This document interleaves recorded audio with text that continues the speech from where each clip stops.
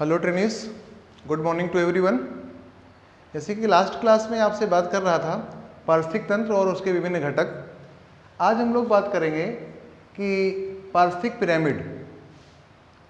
पारिस्थितिक पिरामिड या ecological pyramids की जब आप डिफिनीशन की बात सोचते हैं तो बहुत क्लियर सा डिफिनीशन होता है कि किसी भी परितंत्र में उपस्थित उत्पादकों तथा विभिन्न श्रेणी के उपभोक्ताओं की संख्या, व्यवहार तथा ऊर्जा के मध्य परस्पर संबंधों को चित्रीय रूप में पिरामिड के द्वारा प्रदर्शित करने से बनने वाली संरचना को पारिस्थितिक पिरामिड कहते हैं। जैसे आप जानते हैं कि कोई भी परितंत्र होता है, वहाँ कोई एक प्रकार का जीव नहीं रहता, वहाँ पर उत्पादक, उपभोक्ता, अपघटक और अजैविक घटक भी उपस्थित रहते हैं। इस तरह सभी घटक मिलकर वहाँ पर पारिस्थितिक तंत्र का निर्माण करते हैं, एक दूसरे पर निर्भर होकर पूरा वहाँ पर जैव भू चक्र चलता रहता है। तो अब कोई भी स्थान होगा, वहाँ पर उत्पादक रहेंगे, उपभोक्ता रहेंगे, तो इन दोनों के बीच जो अंतर संबंध होता है कि जब उनकी संख्या घट रही कि बढ़ रही है, उसको हम चित्रों के रूप में निरूपित करें, चित्रों में विशेष रूप से पिरामिड के रूप में निरूपित करें कि उनकी संख्या घट रही है कि बढ़ रही है, इसी को आप कहेंगे पारिस्थितिक पिरामिड। अब परिभाषा से समझ में आ रही है आपको कि पारिस्थितिक पिरामिड तीन तथ्यों के केस में बन सकता है, या तो उनकी संख्या के केस में, या तो व्यवहार का केस होगा, या तो ऊर्जा का केस होगा। इस तरह से पारिस्थितिक पिरामिड आपके तीन तरह हो जाएंगे: संख्या का पिरामिड, व्यवहार का पिरामिड और ऊर्जा का पिरामिड। अब आपको पता है कि किसी भी स्थान पर जो उत्पादक और उपभोक्ता होते हैं, या तो उनका एक स्तर से दूसरे स्तर में जाने पे या तो उनका संख्या घटता है या तो बढ़ता है।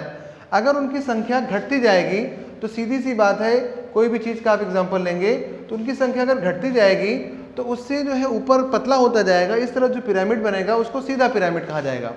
और यदि किसी उत्पादक से उपभोक्ता की तरफ बढ़ेंगे और उनका मात्रा बढ़ती जाएगी तो ऊपर ब्रॉड होता जाएगा, चौड़ा होता जाएगा, नीचे कम चीज़ें हैं, ऊपर ज़्यादा होगा। तो इस तरह जो पिरामिड बनता है उसको उल्टा पिरामिड कहते हैं। तो संख्या का पिरामिड हो या व्यवहार का पिरामिड हो, ये दोनों कुछ किसी पर्सन में देखेंगे वहाँ सीधा पिरामिड बनेगा, किसी पिरामिड देखेंगे उल्टा पिरामिड बनेगा, संख्या और व्यवहार का। परंतु ऊर्जा का पिरामिड ऑलवेज सीधा रहता है। क्यों? क्योंकि आपको पता है जितना भी ऊर्जा संचित करता है उत्पादक यानी हरे पौधे प्रकाश संश्लेषण की क्रिया में, उसमें से अधिकांश भाग वो अपने विभिन्न क्रियाओं में प्रयोग कर लेता है और उसका कुछ मात्रा ही अपने शरीर में संचित करेगा। जब उसको कोई प्रथम श्रेणी का उपभोक्ता खाएगा तो उसके बॉडी में केवल उस संचित मात्रा का ऊर्जा जाएगा, तो अब उसको कम ऊर्जा मिल रही है, और जितनी वो उस कम अमाउंट की ऊर्जा प्राप्त किया उसने, उसमें से भी वो फिर अब स्वयं के विभिन्न जैविक क्रियाओं में श्वसन के द्वारा ऊर्जा उसको वेस्ट कर देगा, मुक्त कर देगा, और उसके बॉडी में बहुत लेस अमाउंट में, बहुत कम मात्रा में संचित रहेगी। फिर उसके ऊपर का द्वितीय श्रेणी का उपभोक्ता जब उसको खाएगा उसको ऊर्जा और कम मिलेगी। इस तरह देखेंगे कोई भी पारिस्थितिक तंत्र होगा, ऊर्जा की मात्रा ऑलवेज एक स्टेप से, एक उत्पाद स्तर से दूसरे स्तर में कम होती जाती है। इसलिए ऊर्जा का पिरामिड सदैव सीधा रहेगा।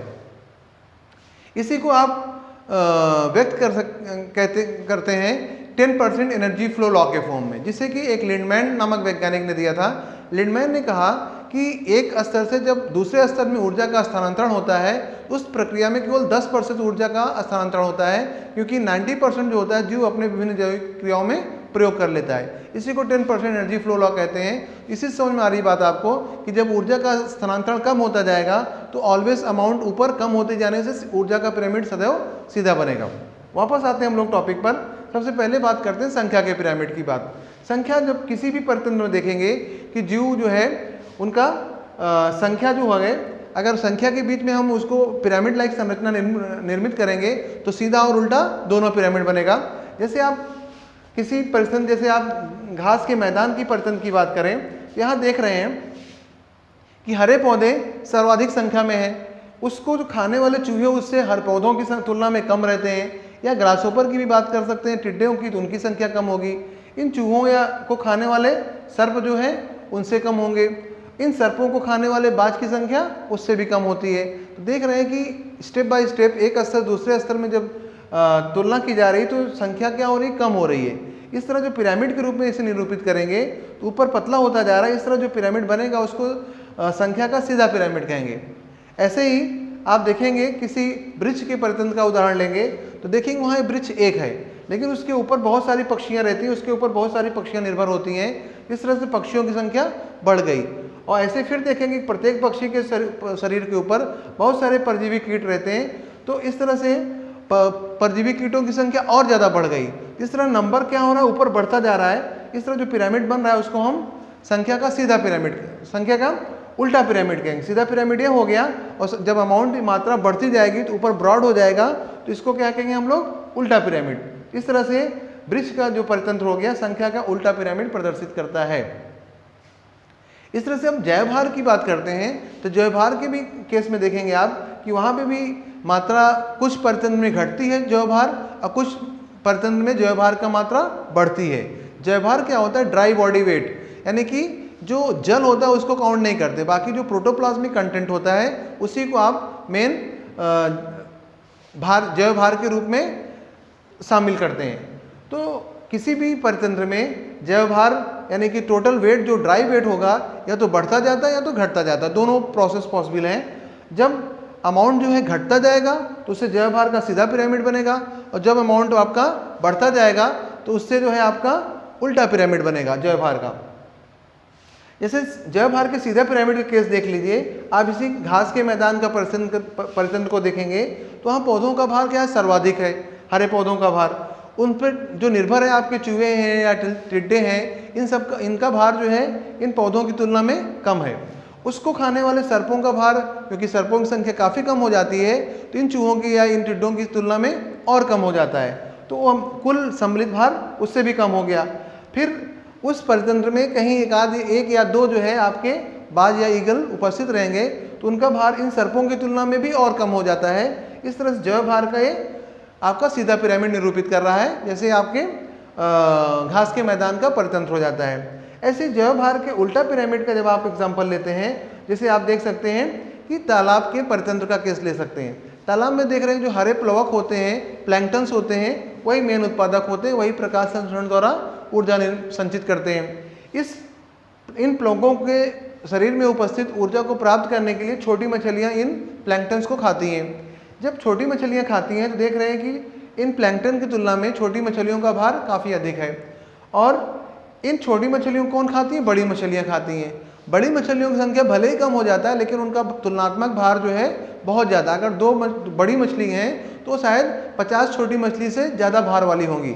इस तरह जैव भार देख रहे हैं बढ़ता जा रहा है। जब जैव भार का अमाउंट बढ़ता जाएगा तो जो पिरामिड बनेगा इससे आपको उल्टा पिरामिड बनेगा, जिसे हम जैव भार का उल्टा पिरामिड कहते हैं। इस तरह से जैव भार का पिरामिड सीधा भी हो सकता है और उल्टा भी हो सकता है। आखिर में देखेंगे आप, जैसे ऊर्जा का पिरामिड होता है, जैसे आपसे बात कर दिया कि ऊर्जा की मात्रा एक स्तर से दूसरे स्तर में सदैव कम होगी, यानी कि ऊर्जा की मात्रा घटती जाएगी, इससे आपकी सीधा पिरामिड बनेगा ऊर्जा का। कोई भी एग्जाम्पल ले लीजिए, चाहे आप जो है घास के मैदान का उदाहरण ले लीजिए, चाहे आप जो वृक्ष का उदाहरण ले लीजिए, चाहे आप तालाब का उदाहरण ले लीजिए। अगर जैसे मालूम हो आपने देखा कि तालाब के केस में देख लेते हैं कि, या आपके हरे घास के मैदान के केस में देख लेते हैं, यहाँ थोड़ा ज़्यादा स्टेप है इसलिए इसको देखते हैं। जैसे पौधों ने मालूम हो कि प्रकाश संश्लेषण की प्रक्रिया में 1000 किलो कैलोरी संचित की प्रकाश संश्लेषण की प्रक्रिया द्वारा। अब जितने भी उन्होंने ऊर्जा संचित किया है, आपको पता है 10% एनर्जी फ्लो लॉ, जिसको कौन दिया आपको पता है, लिंडमैन ने दिया। लिंडमैन के 10% एनर्जी फ्लो लॉ के अकॉर्डिंग 90% वो अपने डिफरेंट मेटाबॉलिक एक्टिविटी में वेस्ट कर देगा और केवल 10% उसकी बॉडी में स्टोर रहेगा। जो उनकी बॉडी में स्टोर होगा वही अगले स्तर में जाएगा, यानी कि इसका 10% स्टोर रहेगा तो चूहों में जाएगा कितना, इसका दर 100 किलो कैलोरी। यही मैटर फिर अगेन चूहों के केस में प्रारंभ हो जाती है कि आप देखेंगे कि चूहों के शरीर में जो भी 100 किलो कैलोरी ऊर्जा प्राप्त हुई उन्हें, उसका 90% यानी कि 900 किलो कैलोरी वो अपने खुद की डिफरेंट मेटाबॉलिक एक्टिविटी में वेस्ट कर देंगे और उसका केवल 10% यानी कि 10 किलो कैलोरी उनके शरीर में संचित रहेगा। जब इन चूहों को सर्प खाएगा तो उसे केवल 10 किलो कैलोरी एनर्जी प्राप्त होगी। और जब इस सर्प फिर इस 10 किलो कैलोरी की मात्रा का 90% या 9 किलो कैलोरी वो भी अपने डिफरेंट मेटाबॉलिक एक्टिविटी में वेस्ट करेगा, श्वसन के द्वारा उस ऊर्जा को मुक्त कर देगा और 10% यानी 1 किलो कैलोरी इसकी शरीर में संचित रहेगा। ऐसे सर्पों को जब बाज खाएगा तो उसके शरीर को केवल 1 किलो कैलोरी ऊर्जा प्राप्त होगी। इस तरह से देख रहे हैं आप कि ऊर्जा की मात्रा निरंतर घटती जाती है। इस तरह से ऊर्जा का पिरामिड किसी भी आप परिस्थिति तंत्र में ड्रॉ करेंगे, देखेंगे ऊर्जा का अमाउंट कम होता जा रहा है, जिसे आप कह सकते हैं कि ऊर्जा का पिरामिड सदैव सीधा होता है। पारिस्थितिक तंत्र की स्टडी के थ्रू एक बात, आपके कंक्लूजन आपके दिमाग में और आ जाना चाहिए कि जैसे देख रहे हैं कि पारिस्थितिक तंत्र में उपभोक्ताओं की संख्या जितनी ज़्यादा होती जाएगी उतने ज़्यादा ऊर्जा की मात्रा, लास्ट स्टेप को पहुंचने वाली ऊर्जा की मात्रा कम हो जाएगी। यानी जितनी लंबी जो है ऊर्जा की श्रृंखला होगी उसमें लास्ट की स्टेप को कम ऊर्जा प्राप्त होगी। जैसे घास के मैदान का केस देख रहे हैं, यहाँ पे 1000 किलो कैलोरी पौधों ने निर्मित किया, उस ऊर्जा का केवल 1 किलो कैलोरी आपके बाज को पहुँच रही है। या अगर बीच में और स्टेप होता, जैसे यहाँ टिड्डे से आपकी ग्रास होपर से बात करते हैं, टिड्डे को खाने वाले फ्रॉक्स होते हैं, तो एक स्टेप और बढ़ जाता है इसमें। तो उस तरह अगर जैसे चलता अगर तो आप देखते हैं 0.1 किलो कैलोरी ऊर्जा उससे प्राप्त होती। तो जितना ज़्यादा लंबा फूड चेन होगा, खाद्य श्रृंखला जितनी लंबी होगी, टॉप लेवल को जो लास्ट जो आपका उपभोक्ता है उसको प्राप्त होने वाली ऊर्जा की मात्रा कम होती जाती है। अब इसी तरह से देखेंगे, जैसे हम यही उदाहरण ले लें, जैसे वन क्षेत्र का फॉरेस्ट इकोसिस्टम में बात करें, अगर पौधों ने 1000 किलो कैलोरी निर्मित की होती तो उसको खाने वाले हिरन को, डियर्स को आपको 100 किलो कैलोरी प्राप्त हो जाती, और उसको सीधे लायन खाता तो उसको सीधे 10 किलो कैलोरी मिल जाती। यहाँ केवल 3 स्टेप हैं फूड चेन में, इसलिए लायन को ज़्यादा ऊर्जा प्राप्त हो रही है, और जहाँ पे फूड चेन लंबी हो जाती है वहाँ प्राप्त होने वाली ऊर्जा की मात्रा कम हो जाती है। इस तरह से ऊर्जा को अधिक मात्रा में प्राप्त होने के लिए छोटी फूड चेन का होना लाभदायक होता है। इस तरह का आप देख रहे हैं कि ओवरऑल इस पारिस्थितिक तंत्र में, कोई भी पारिस्थितिक तंत्र होगा, वहाँ पर चाहे वो संख्या का केस हो, जैवभार का केस हो या ऊर्जा का केस हो, वो सभी जिस तरह से परितंत्र में आप देखते हैं कि जीव एक दूसरे से निर्भर होते हैं, इस तरह जब उनके बीच हम विभिन्न उनके भार का या संख्या का या ऊर्जा का चित्रीय रूप में निरूपण करेंगे, उससे एक फिक्स रिलेशनशिप आएगा। या तो पिरामिड के रूप में संरचना बनती है जो वो तो सीधा बनेगी या उल्टा बनेगी। इसी को आप इकोलॉजिकल पिरामिड्स या पारिस्थितिक पिरामिड कहते हैं। और पारिस्थितिक पिरामिड केस में आपको एक बात और याद रखना है, संख्या का पिरामिड सीधा या उल्टा दोनों प्रकार का हो सकता है, जैवभार का भी पिरामिड सीधा या उल्टा दोनों प्रकार का हो सकता है, ऊर्जा का पिरामिड सदैव सीधा होगा। Okay, thank you for the class.